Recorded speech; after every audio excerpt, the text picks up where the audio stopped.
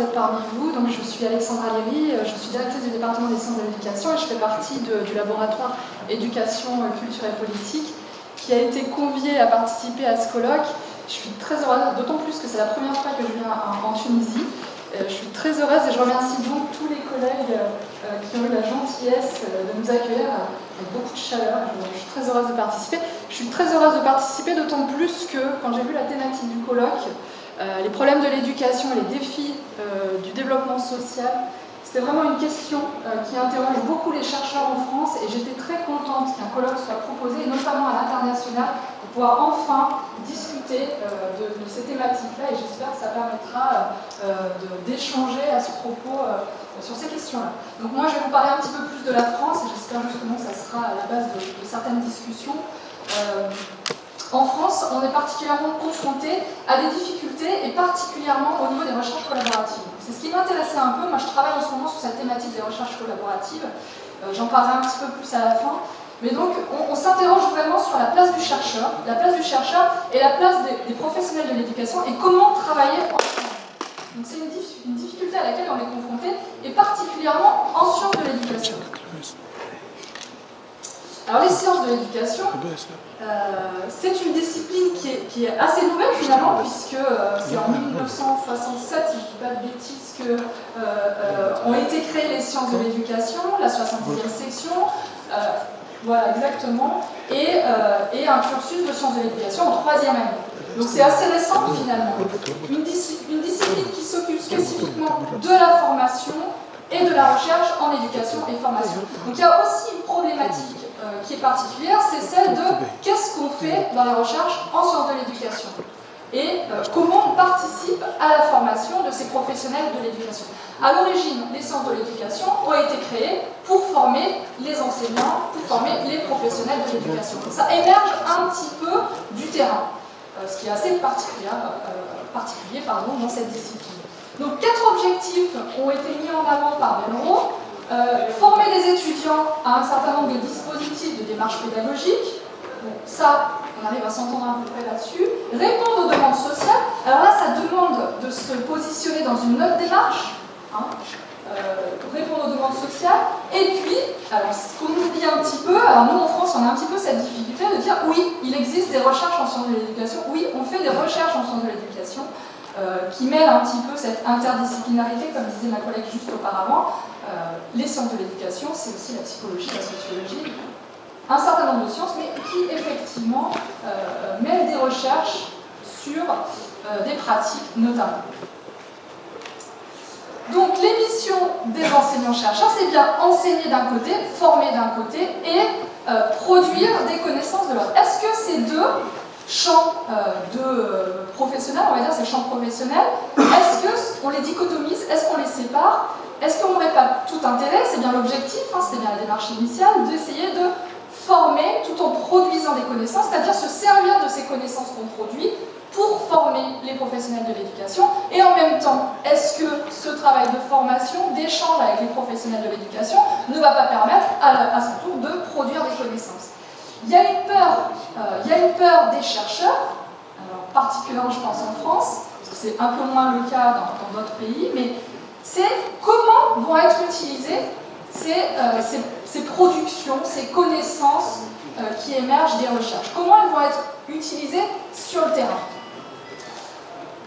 Alors, il y a Philippe Merlieu, un certain nombre de chercheurs, là j'ai noté Bourdoux et Graton, qui disaient que le simple fait de communiquer des résultats de recherche, ce que disait entre autres aussi Stéphane Simonian tout à l'heure, le simple fait de communiquer des résultats de recherche n'est pas suffisant pour qu'ils soient utilisés. Alors pourquoi? Parce que c'est ce qu'on expliquait tout à l'heure aussi par les collègues, mais il y a un contexte, un contexte qui joue. On ne peut pas transférer les recherches à tous les contextes de l'éducation. Il y a un article que j'aimais beaucoup d'Olivier Rey qui s'appelle, alors c'est un dossier de recherche d'Olivier Rey qui est chargé de projet et de recherche pour l'Institut français d'éducation, qui a fait un dossier qui s'appelle Entre laboratoire et terrain, comment la recherche fait ses preuves en éducation. C'est un dossier assez étayé, assez intéressant, alors je vulgarise, je résume un petit peu, peut-être qu'il ne serait pas très content de la façon dont je résume et je vulgarise son dossier, mais il émerge à travers son dossier d'un côté des chercheurs qui usent de bonnes pratiques, et nous on le voit particulièrement en France, une espèce de chercheurs qui vont faire état de bonnes recettes, de ce qu'il faut faire, conduire, voilà, sur la base d'espèces de recettes, de modèles à suivre. Alors nous particulièrement en ce moment c'est la mode des neurosciences, il y a eu la mode de la psychanalyse, il y a un certain nombre de modes en France, et voilà. Et puis il y a une attente aussi des personnels de l'éducation d'avoir les bonnes recettes, comment on va faire pour faire en sorte que les jeunes réussissent à l'école, pour faire en sorte que tout se passe bien, etc. Et puis en même temps, il y a une demande des personnels de l'éducation, mais en même temps, il y a une espèce de distance, de recul avec les chercheurs. On aurait plutôt tendance dans le domaine de l'éducation, c'est ce que dit Olivier Rey, que les enseignants agissent plus sur la base de croyances fondées sur leur propre expérience que sur les connaissances produites par la recherche, comme si la recherche était un petit peu trop distancée de ce qui se passe réellement sur le terrain. Donc on a une espèce de dichotomie entre ces deux mondes qui est dommage, et l'objectif c'est de voir comment les recherches collaboratives vont pouvoir essayer justement de refaire le pont entre ces deux acteurs. Alors Reuter aussi a écrit un article qui est assez intéressant. Alors il parlait de l'instrumentation, c'est-à-dire de la recherche qui repose sur des cas théoriques qui sont débattus, qui mettent en exergue un certain nombre d'éléments qui s'opposent ou qui se complémentent, mais en tout cas qui sont explicités en s'appuyant sur des méthodes précises. Et puis d'un autre côté, un espèce d'espace social qui donne lieu à des discours, des polémiques parfois, qui reposent sur des bases assez floues. Qui a raison? Qui a tort? L'argumentation, la recherche pourrait apporter des éléments justement pour donner, alors pas des réponses, pas la vérité, mais en tout cas pour faire avancer le travail qui est sur le terrain. Mais pour l'instant, voilà, il fait état d'un espace de discours un peu flou qui ne repose pas sur des faits scientifiques prouvés, attestés, etc. Donc, la réflexion de Reuter, d'Olivier Rey, etc., et d'un certain nombre de chercheurs qui est assez intéressante, c'est que aussi les recherches, elles doivent prendre en considération le contexte. Je ne vais pas rentrer dans les détails, on en a parlé auparavant, c'est important effectivement il n'y a pas de bonnes recettes. Si on avait des bonnes recettes dans le domaine de l'éducation, on le saurait. On revient sur des théories, etc. Qu'est-ce qui fait que ça... Alors, c'est pas très joli ce que je veux dire, ça marche, mais qu'est-ce qui fait que ça ne marche pas idéalement, que ces bonnes recettes, qu'il n'y ait pas de bons livres, de bonnes recettes, même si on essaie là, de faire émerger les neurosciences ou un certain nombre de sens, toutes sont intéressantes. Qu'est-ce qui fait qu'elles ne marchent pas à un moment donné? C'est peut-être justement le fait qu'on ne prenne pas en considération le contexte. La recherche, son objectif, la recherche, et là je vais reprendre c'est de décrire, d'analyser, de comprendre, de tenter d'expliquer, voire d'ouvrir de possibles en matière de pratique. Donc, il le dit bien Reuter, il ne s'agit pas de prescrire. Il ne s'agit pas de prescrire, de donner de bonnes recettes, ça ne marche pas, c'est impossible. Ça ne marche pas du tout. Donc, impossible de prescrire, prendre en considération le contexte éducatif est important. La première condition essentielle de la réussite d'un transfert, donc faire en sorte qu'une recherche puisse être appliquée sur le terrain, c'est d'y associer les principaux intéressés, les utilisateurs, les partenaires éducatifs.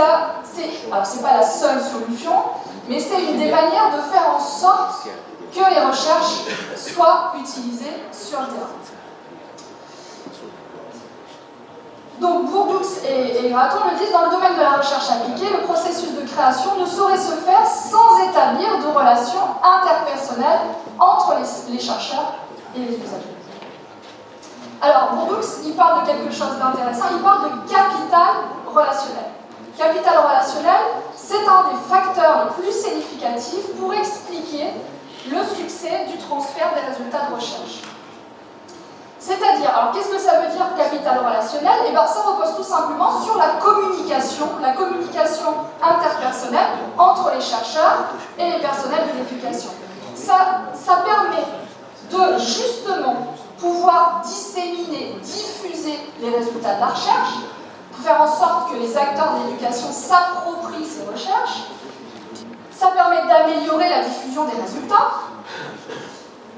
Ça permet de favoriser aussi l'expression et la reconnaissance des besoins, de faire émerger des besoins. Il y a des besoins dans le domaine de l'éducation. Alors, ma collègue le disait très bien, la recherche, elle n'a pas pour objectif d'être utile, en tout cas pas qu'à être utile, mais en tout cas, il faut bien prendre en considération qu'il y a des besoins, et il faut pouvoir combiner ces besoins en fonction des recherches. Donc les deux interagissent entre elles. Je vous dis que c'est sur le temps, hein, parce que j'ai tendance à parler, voilà, je vais arrêter, excusez-moi. Donc la nécessité de communiquer, elle est capitale. La recherche collaborative, elle a pour objectif de viser à refléter le point de vue des praticiens sur ce qu'ils font, s'intéresser au contrôle réflexif qu'ils développent dans le contexte d'action. Et alors, je l'ai mis en gras, le plus important, suppose que le chercheur ne pose pas, par son choix d'objet, un regard normatif extérieur. Donc le chercheur, il n'est pas là pour prescrire, pour définir des normes, il est là pour échanger, discuter des objets de recherche. Alors je vais passer un petit peu. Donc la recherche collaborative suppose la construction d'un objet de connaissance entre un chercheur et des praticiens. La recherche collaborative allie à la fois des activités de production de connaissances et de développement professionnel, parce que l'objectif c'est bien de développer la formation des professionnels, donc il faut pouvoir se nourrir de ce qui se passe sur le terrain. La recherche collaborative vise surtout, et c'est vraiment l'intérêt, à une médiation entre la communauté de recherche et la communauté de pratique. Elle doit se différencier de la recherche-action. Alors là, je vous ai fait un tableau que Morissette avait mis en avant dans un de ses articles. Ce qu'il faut retenir de ce tableau, surtout que, à la différence de la recherche-action, elle répond à une demande, on est plus dans, alors pas l'injonction, mais dans les recommandations justement, alors que là, la recherche collaborative, dans tous les encadrés qu'elle a mis en avant Morissette, c'est vraiment cette co-construction, c'est-à-dire que c'est pas simplement le praticien qui va utiliser les recherches des chercheurs, c'est aussi le chercheur qui va s'appuyer, se nourrir de ce qui se passe dans le monde de l'éducation. Donc il y a vraiment un travail de co-construction qui est un enjeu crucial pour faire évoluer les recherches en sciences de l'éducation.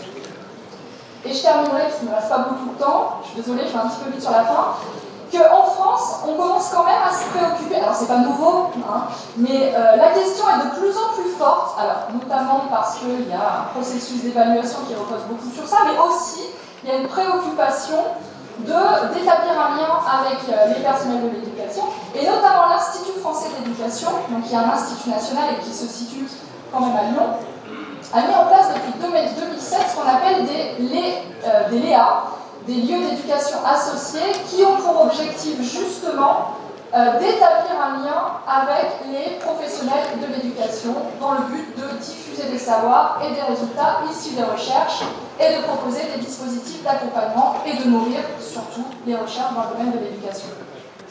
Voilà, j'ai terminé sur ça. Je vous remercie beaucoup.